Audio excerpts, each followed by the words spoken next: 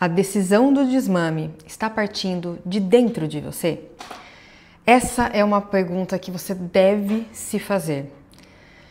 E hoje eu quero ter esse papo bem de mãe para mãe.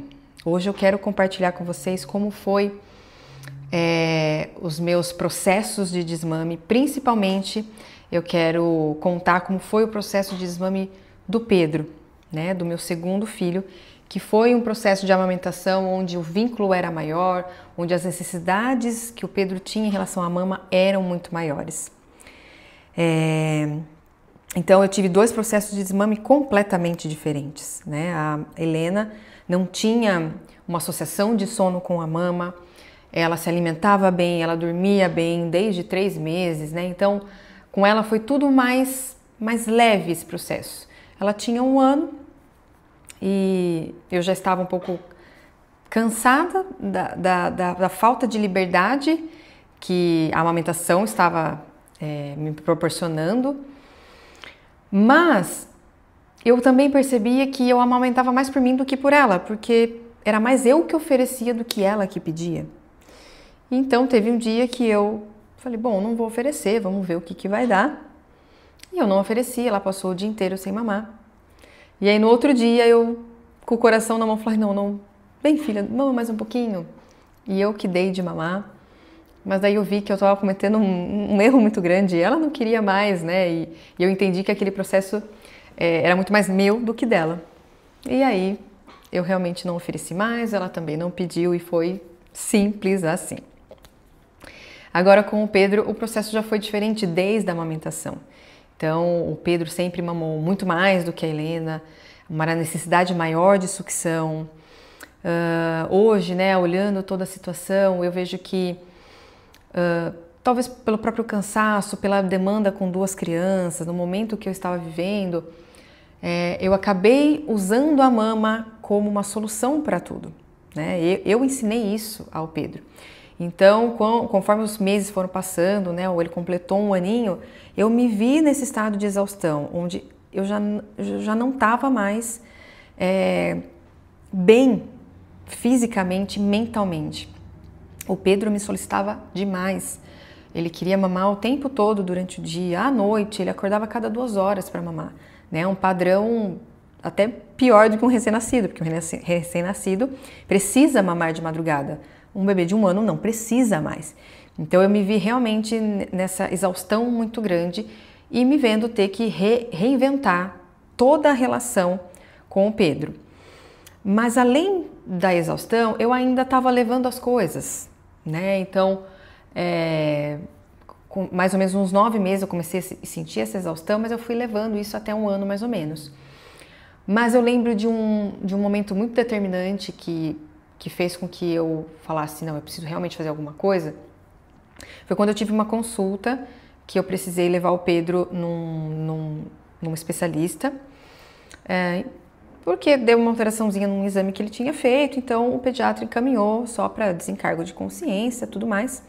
E quando eu fui lá, eu entrei com o Pedro, já demorou muito para ser atendido, ele atrasou bastante a consulta, então aquilo também acho que já deixou o Pedro impaciente.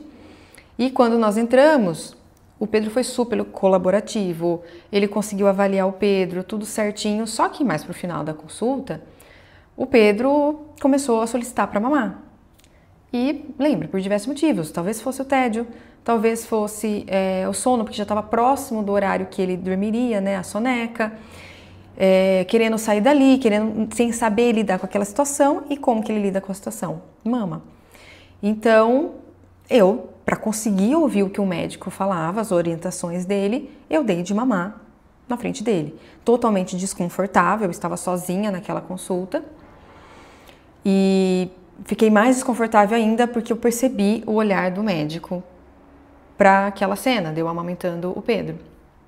Ele já estava completando 1 aninho.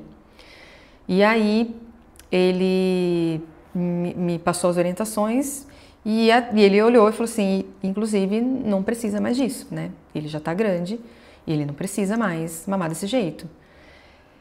E eu lembro que naquela hora eu fiquei assim, chocada, falei, gente do céu, na verdade eu fiquei meio envergonhada num primeiro momento, de estar naquela situação, de estar sozinha. Mas depois que eu saí, inclusive ele passou uma receita para eu comprar um medicamento para que parasse, né, a amamentação ali, para que secasse o leite. E eu lembro que eu saí da consulta com um misto de sensações. Era um pouco de vergonha, era um pouco de raiva, era um pouco do cansaço, né? Por que eu me coloquei nessa situação? E eu lembro que naquele dia eu tomei a decisão, falei, não, eu quero desmamar mesmo. E fui embora, não, vou desmamar.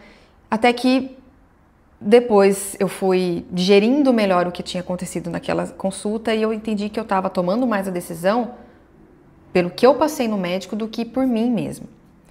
Claro, eu já vinha demonstrando sinais de que eu precisava fazer o desmame, mas eu não queria fazer o desmame total naquele momento. Para mim, não era uma opção naquele momento fazer o desmame total, mas eu sabia que eu precisava fazer algo. Eu sabia que eu precisava tirar as mamadas noturnas, que eu precisava diminuir o apego do Pedro no dia a dia, para que, por exemplo, naquela situação eu não tivesse que dar de mamar, mas eu não queria que alguém fosse responsável por tomar a decisão por mim.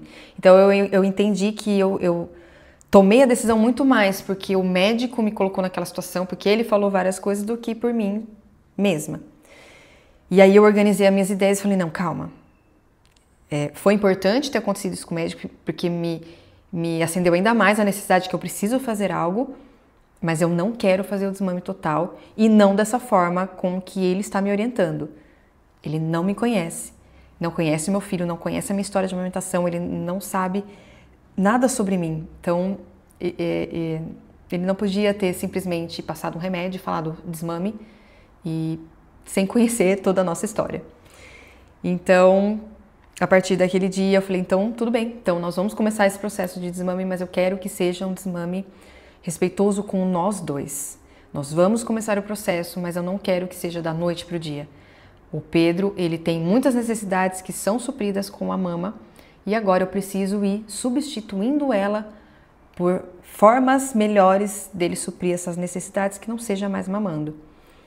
E assim nós demos início. O Pedro tinha mais ou menos 1 ano e 1 mês, então eu levei todo um mês para planejar aquilo, para realmente organizar as minhas ideias, os meus sentimentos e fazer no nosso tempo. Então, não fiz o desmame total logo de cara, comecei exatamente como eu ensino todas as minhas alunas do curso Desmame com Apego. Comecei primeiro pelo dia, substituindo, ensinando o Pedro outras formas de se vincular a mim, de suprir as necessidades dele. Depois nós retiramos as mamadas noturnas, fazendo esse desmame noturno, desfazendo a associação de sono que ele tinha com a mama, para depois, de mais ou menos uns 9 meses, a gente chegar no desmame total. Então, foi um processo que levou todo esse tempo por mim e por ele. Tem processos que acontecem muito mais rápido, em 1 mês você já consegue fazer o desmame total, mas para mim e para ele era uma necessidade que eu sentia de ser um processo mais gradual. E conforme você vai diminuindo as mamadas, organizando melhor, o dia já vai ficando diferente. Você já consegue sentar no sofá e a criança não vem desesperada querendo mamar. Ela não pede para mamar a cada meia hora. Depois que você faz o desmame noturno, a criança não fica mais despertando para querer mamar. Então eu já dormia melhor. Então muitas vezes é nesses ajustes, nessa diminuição de mamadas, é que a gente vai encontrando aquela vontade novamente de continuar amamentando. Por isso que eu quero muito que, diante, né, de tudo isso que eu compartilhei com você tenha isso em mente, que essa decisão, óbvio, tem sempre alguém falando alguma coisa ali ou coisa aqui, você está vivendo as suas batalhas aí, mas você tem que ter isso em mente, que essa decisão ela tem que vir de dentro para fora e não de fora para dentro. Não são as outras pessoas que devem falar, esse menino tá grande, tem que desmamar, nossa, mas vai mamar até que idade, até ir para a faculdade? Não importa, tem que vir de dentro para fora. Você tem que começar a sentir essa necessidade de mudar a relação que vocês criaram com a amamentação, para depois você ir buscando caminhos, para você buscando caminhos possíveis para vocês dois. Caminhos muitas vezes que não é o desmame total nesse momento. Talvez seja só o desmame noturno, só organizar algumas mamadas, mas essa decisão ela tem que vir de dentro de você. Essa necessidade de eu preciso mudar. Desse jeito tá muito cansativo para mim. Mas eu entendo que meu filho quer continuar mamando, que ele tem apego. Então, como eu posso equilibrar isso para que nós dois podemos ser respeitados nessa relação? Então, eu espero ter te ajudado aí com esse meu relato, compartilhando o meu caso, e que você possa também compartilhar o seu. Vou adorar saber como está esse processo para você, se você teve alguma experiência ruim também com de repente outros profissionais ou com algum parente, algum amigo, alguma coisa assim. Então compartilhe aqui comigo. E até o próximo vídeo.